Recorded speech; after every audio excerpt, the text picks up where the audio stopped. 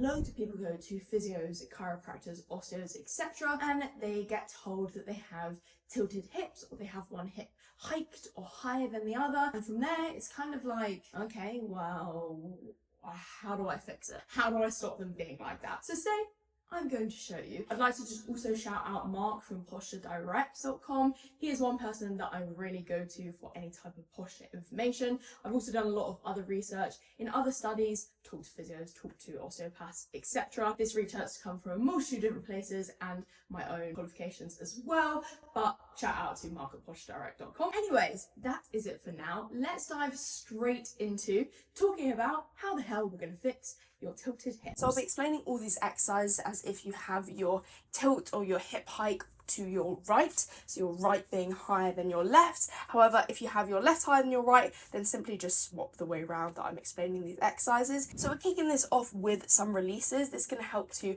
release the muscles which are tight and holding your pelvis in the incorrect placement. So for this you're going to need a foam roller, or you can use a massage ball / tennis ball. Some of these are easier with the foam roller and some are easier with a massage ball, so play around with what feels best for you. So we're going to be starting off with a kind of glute IT band, kind of going into your TFL muscle type roll. This one is a little bit of all over. You're focusing mainly on the left side for this one, and you're just rolling through from your kind of side glute all the way down into the side of your quad, which is where your IT band lies. Moving then into your adductor, which we're going to mainly focus on the right side. The easiest way to do this is just to lie down and bend one leg to 90 degrees and place that roller underneath that thigh of that bent leg. Use your hands for support here and just slowly roll backwards and forwards along the inside of your thigh where your adductors lie. Again, focusing on the right side. Again, you can do both sides, but do definitely focus more of your time on your right side if you have a right hike. Then finally moving into a lower back roll as well. This one, if you have a foam roller, it's a little bit hard to choose which side is going to roll, and you'll kind of just go for the entirety of your lower to mid back. However, if you have a massage ball or a tennis ball, you can kind of focus this more into just one side. So if you can focus it more into one side, you're looking for your right side a little bit more, and you can technically do this on the foam roller just by slightly twisting to one side, supporting yourself on your elbow and really focusing through into that one side of your back. We're looking for low back, kind of up into your mid back here, and again, anywhere that feels really tight, just hold it and use your body weight to press down onto the foam roller for this one. If you're feeling it's too sore, then try and lift yourself up a little bit with your legs and your elbow. Again, just rolling backwards and forwards across that placement. Try and go for at least 30 seconds minimum, up to a minute if you can, on all of these individual foam rolls on each individual area. So then we need to go into our activation / strengthening exercises. So we're going to start off with your adductors, so the inside thighs, the ones you just rolled out before. We are going to be lying on the floor on your side. Bottom leg is going to be the working leg, so preferably this one's going to be your left leg. So left leg on the bottom and right leg bent over the top, really supporting yourself with the hands and then making sure to keep that leg as straight as you possibly can. So keep that bottom leg super straight, and you're going to try and lift it into the air as high as you can. It doesn't need to come that far off the floor, but the long-term aim is to get it to come higher and higher, and also to control the rep as well. Try not to plonk it back down on the floor. Try and control your rep the entire time. Like I said, keeping it as straight as possible as well. We'll then be doing your abductors. So these ones, we're going to have the top leg doing the work, and the top leg is going to be your right leg. So still lying on the side in the exact same position, but the top leg is now going to straighten to go on top, and we're just going to lift it a few inches off the other leg, and then again control it back down. You can add bands or weights to this movement if you'd like to. You can loop a band around your ankles or around your knees, or you can add a dumbbell to the top of your quad, up to you. But we're just focusing on using that glute to raise that leg and then lower it back down. Again, that super straight leg on top, try not to bend it, and also try and keep your torso really still. We're not trying to use the abs to crunch and move your chest up and down to be crunching up. Keep everything really still in your hips and keep your core really engaged. Use your glute and your abductors at the side to squeeze that leg into the sky. Next up, we got these banded crab walks. So for this one, you're gonna get a long band, stepping your feet inside of it, hip width apart, and then twisting the band to make an X shape. The higher you pull the band or the more tension you pull into the band, the harder this is going to be. Also, of course, the heavier the band you use, the harder as well.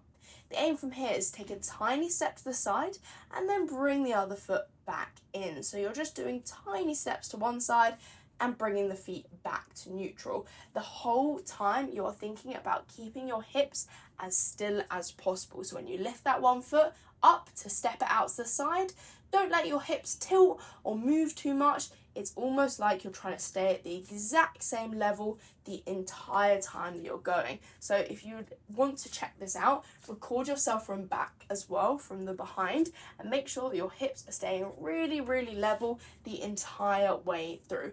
Now this one you'll be working on both sides, so just be going either way, working through both legs the entire time. I'd recommend doing at least 20 reps here for each set. Next up, we have a hip tilting exercise or hip hiking exercise.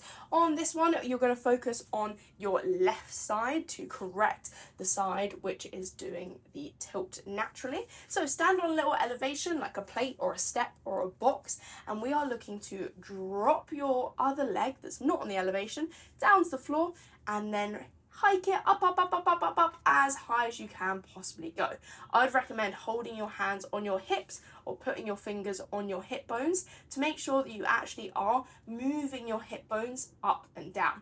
Again, this movement is not coming from the crunch of your abs. Try not to let your chest crunch down to the side.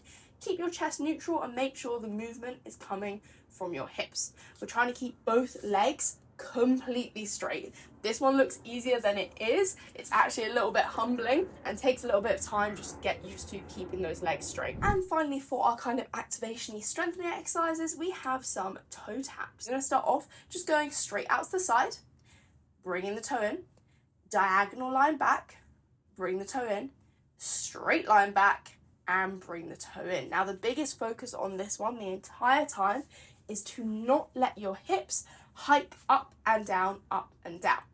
You're also trying to keep all of that weight on that standing leg and not shift it over as you're moving the other leg. So even though the other leg is doing loads of movement, we're not trying to shift the hips over there or move them anywhere with that leg that's moving. Again, I would recommend holding your hands on your hips if you can, or using a mirror or putting your fingers on your hip bones, anything that you can to try and make sure that you actually are keeping your hips still whilst you're doing this one. You can try and film it as well, but making sure that those hips aren't shifting around with that leg that is moving. They should be staying super, super, super still. Even as you raise up the leg that is going to be doing the movement, try not to completely shift all of your weight over onto one side. Try and have your weight still quite neutral in roughly the center of your body as you're doing this. Now, this movement is really going to help you in the long run with stuff like lunges, split squats, and any type of single leg exercise where you might be having back pain or issues, and that is probably because as you're stepping back to do your lunge, you are keeping that hip hike or hip drop. And then finally, it's some static stretches to finish, of which we're holding these always for at least a minute. Starting off with a lat stretch, mainly focusing on your right side here. You're going to stand side on from anything, a bar, a pole, a wall, a door handle, literally anything. Stand side on, putting one hand over the top of your head and grab onto that pole or barbell or whatever it is, and then lean your body weight away. If you can, use your bottom hand to also push yourself away and try and make sure that your chest doesn't drop into whatever you're holding on to. Make sure your chest stays facing outwards. You're going to get a good stretch down the side of your body here, and you might even get a slight stretch in your QL. For this reason, I would recommend doing this stretch on both sides, but you might just want to hold it for slightly longer on that right side. But yeah, try and really use that bottom hand to push yourself away and use your body weight to hang off. Really let your shoulder blade come away from your spine and stretch out all the way down that side of your body. Our next stretch is going to be an adductor stretch. We are focusing on the right leg mainly here. The beginner version of this is just a wide stance and just tilting the toes up and leaning into one leg, just trying to keep the other leg straight. The easier this gets, the lower and lower and lower and lower you want to start moving with this until it becomes more of a frog stretch or into a middle split kind of position. So work your way all the way down until you're able to get into a bent knee on the floor, still keeping that right leg out completely straight and keeping your heel down into the ground. And finally, a stretch for your TFL. So right leg is going to go in front. We're going to go down to a lunge, but placing the left knee directly behind the front foot. Go next to a wall and focus on pushing your bum out to the side, focusing on sticking the hips out, popping the bum out to the side, and kind of leaning your body weight over towards your right leg. So try not to let your chest fall down too much. Still try and keep your chest mostly upright, but really think about pushing those hips out to the side and just slowly leaning your chest to the side. And there you have it. That is a multitude of exercises that you want to start incorporating into your training to fix your tilted hips. You could involve this in your training in multiple different ways. For example, you could just start every session with a couple of stretches, a couple of releases, and a couple of strengthening exercises. So you're basically doing a few rehab movements every session or every day. Or you could just start some sessions with the releases, throw in a few of those strengthening exercises within the workout, and then finish on the stretches. Depends on how extreme that tilt is, how much you want to fix it, and also how often you train. So that would be to your own discretion, kind of pick and choose where you want to float it in. There are a bunch of other exercises you could be doing as well. This just runs you through the absolute basics. So do your own research as well based upon your own type of different body, and make sure that if anything is super serious that you're seeing a physio, osteo, or somebody similar, as this is not medical advice and these are just stretches and ideas of stuff which may be able to help you. And as I mentioned at the start, if you do want to see that video on how to check if you have tilted hips, please do let me know, as I'm happy to run through that as well. For now, I'm going to stop rambling. Thank you so much for watching this video.